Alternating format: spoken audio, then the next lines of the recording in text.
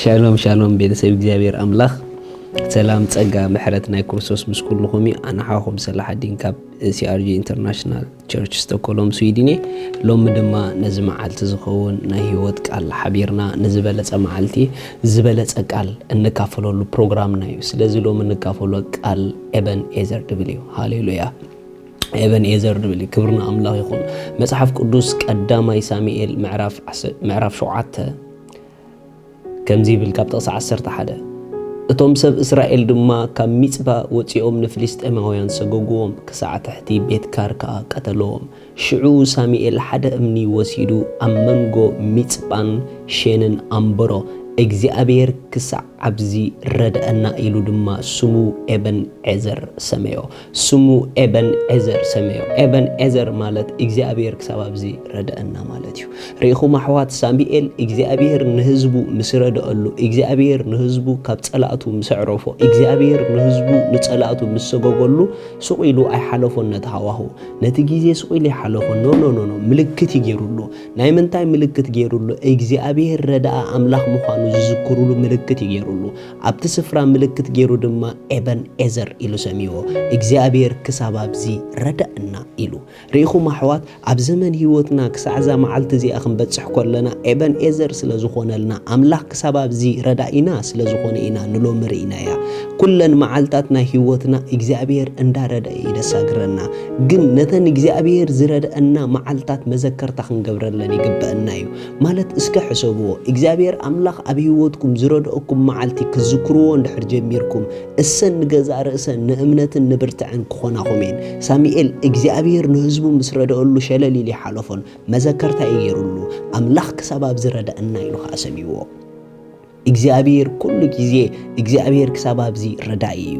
እሱ ኩሉ ጊዜ ረድኤት ወሃቢ እዩ። ንሱ ኩሉ ጊዜ ኣብ ህይወትና ኤበንኤዘር እዩ። ኣምላኽ ክሳብ ኣብዚ ረድአና እንዳበልና ኢና ኣብ ዘመን ህይወትና ሁሉ ክንነብር። ስለዚ ደስ ይበልኩም። እቲ ክሳብ ትማሊ ዝረድአኩም ኣምላኽ ሎሚ እውን ከም ትማሊ ክሳዕ ሎሚ ረዳኢኹም እዩ።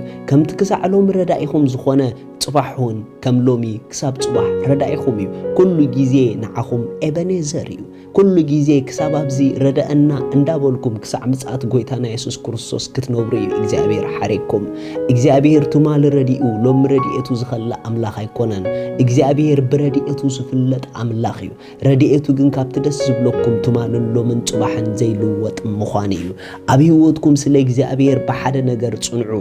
እሱ ረድኤቱ ዘይልወጥ ኣምላኽ ምዃን እዩ። ትማሊ ረዲኡ ሎሚ ሸለል ኣይብልን እዩ። እሱ ኩሉ ጊዜ ኣምላኽ ክሳብ ኣብዚ ረድአና እንዳበልኩም ትነብሩሉ ጎይታ እዩ። ሎሚ ኣብ ምንታይ ኩነታት ኣለኹም ብዘይገድስ ንኩነታትኩም ግን ንገርዎ ኤበንኤዘር በልዎ። ኣምላኸይ ክሳብ ኣብዚ ረዳእየ ይበልዎ። ኣምላኸይ ክሳብ ኣብዚ ረዲእኒ ይበልዎ። ብሓቂ እግዚአብሔር ክሳብ ኣብዚ ከም ዝረድአኩም ክትኣምኑ እንድሕር ጀሚርኩም ብሓቂ ንሱ ረዳእ ምዃኑ ኣብ ህይወትኩም ኩሉ ጊዜ ክትርእይዎ ኢኹም። ኣብ ህይወትና ኩሉ ጊዜ ክንርእዮ ኢና። ኣብ ዘመን ህይወትኩም ዘይትስእንዎ ካብ እግዚአብሔር እንታይ ተዳኢልኩምኒ ረድኤት እዩ። ኣብ እትጽውዕዎ መላሲ እዩ። ኣብ እትደልይዎ ተረካቢ እዩ። ኣብ እትጥምትዎ ድማ ተገላጸ ኣምላኽ እዩ። እግዚአብሔር ስውርን ምስጢራውን ኣይኮነን ንዓኹም። እግዚአብሔር ኩሉ ጊዜ ኣብ ዘድለየኩም ሰዓት ዝርከብ ኣምላኽ እዩ። ምኽንያቱ እሱ ሓንሳብን ንዘለዓለምን ንደቁ ተረኺቡሎም እዩ።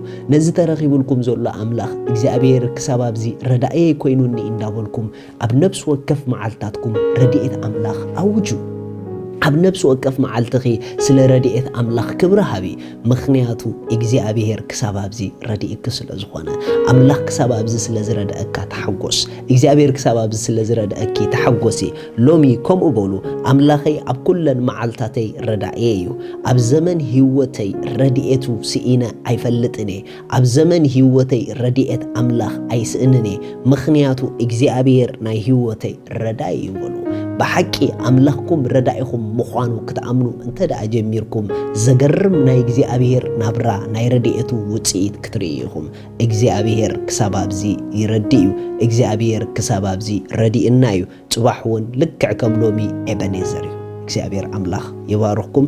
ስለዚ ሎሚ ንጎይታና ኢየሱስ ክርስቶስ ኣብ ህይወትኩም ወሲንኩም ክትቀበልዎ እትደልዩ እታ ኣብኡ ዘላ ናይ ዘለዓለም ህይወት ክትቀበልዋ እትደልዩ እዛ ጸሎት እዚኣ ጸልዩ። እግዚአብሔር ኣቦ ስለ ወድኻ ኢየሱስ ክርስቶስ የመስግነካ ኣለኹ። يأمن الله ኢየሱስ ክርስቶስ ስለ ኃጢአተይ ከም ዝተሰቀለ እዳ ኃጢአተይ ከፊሉ ከም ዝፈጸሞ ስለይ ከም ዝሞተ ብሳልሰይቲ መዓልቲ አምላኽ ካብ ሞታት ከም ዘተንስኦ ኣብ የማን አምላኽ ከም ዝተቐመጠ ይኣምን ኣለኹ። ኢየሱስ ክርስቶስ ናይ ህይወተይ ጎይታ እዩ። ኢየሱስ ክርስቶስ አምላኸይ መድኃኒይ እዩ። ካብዛ ሰዓት ንክርስቶስ ብምቕባለይ ሓድሽ ፍጥረት ውሉድ አምላኽ ኮይነ ኣለኹ። መንፈስ ቅዱስ ብሽም ኢየሱስ በእምነት ናብ ውሽጠይ ይቕበለካ ኣለኹ። አሜን። እዚኣ ጸሎት ድጸለኹም ብጣዕሚ እኳ ሓጎሰኩም በዚ ብታሕቲ ዘሎ ኣድራሻና ኮንታክት ግቡሩና ኢኹም ሰድለይኩም ሓገዝ ክንልእኸልኩም ኢና። ሻሎም